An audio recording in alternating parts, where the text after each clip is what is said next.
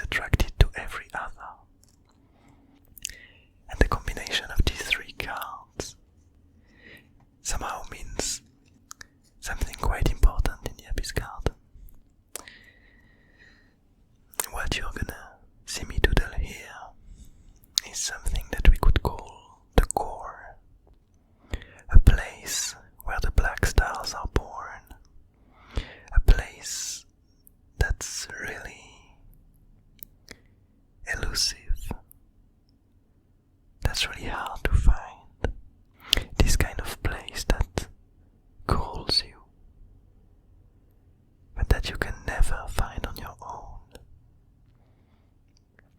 And despite this unassuming word of treat, I kind of thought that it might be a good time to try and represent this core.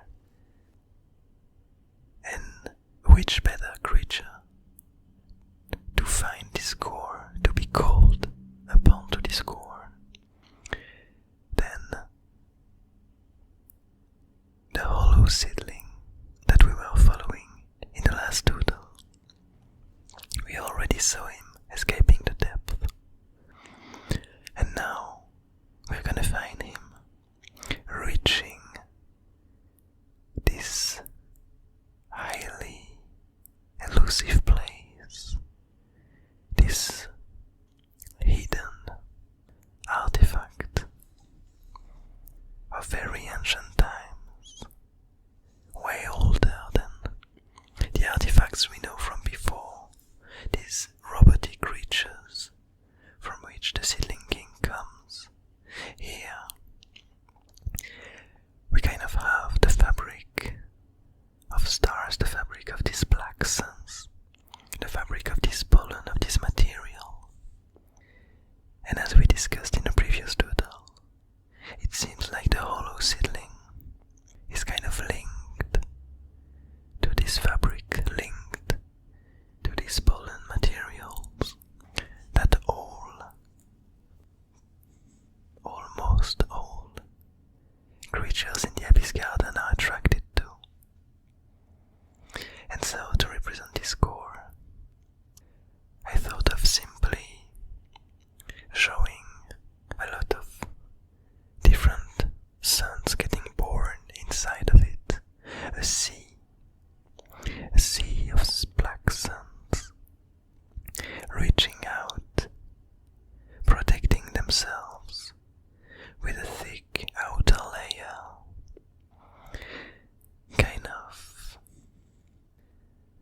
some kind of fabric that builds up on its outer shell and hides it from the exterior, from the outside. Because we see on the outside that it's actually not producing any of this pollen material. It's totally blank. It's devoid of any attractiveness. It's simply a black wall.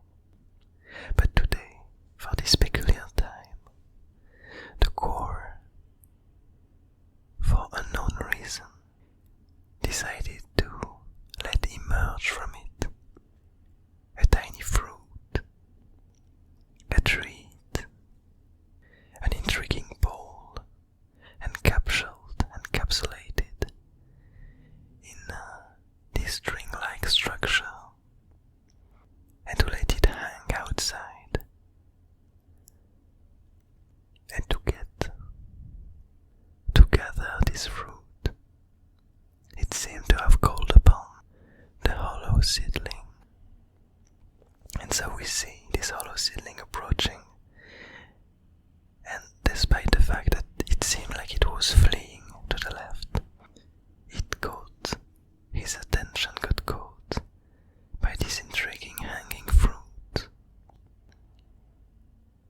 inexplicably attracted to it. As for previously, the hollow seedling seemed to be entirely about escaping, about avoiding the creatures, from touching and reaching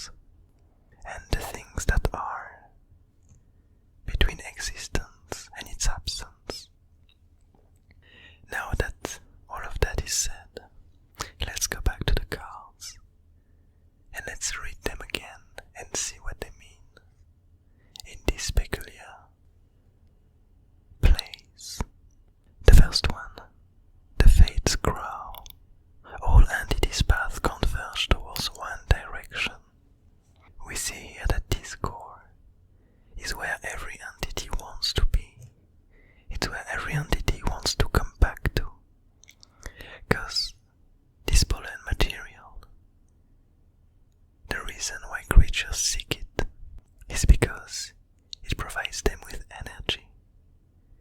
That's how they do everything. That's how everything gets grown. That's how everything changes. That's the origin of all the creatures in the Abyss Garden. And so all their path converges to it. The second card, the peaceful followers, stated that entities follow their path of least effort. So this one is twofold.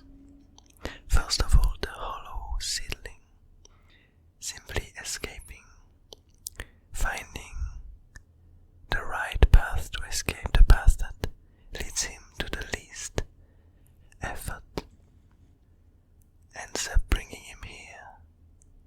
And on the other side, the way these black suns are made, the way this pollen material is generated, is because its path of least effort is to go from emptiness to existence, from existence to emptiness.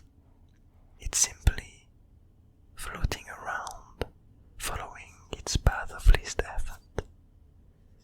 As per the last card, the drawing tower, it stated each entity is attracted to every other. And here we have it. Because the core is at the origin, because this pollen material is at the origin of all of the other creatures, because this energy is at the origin of all other creatures. And every entity is attracted to this pollen because it's their energy. Then every entity is attracted to every other entity because they're all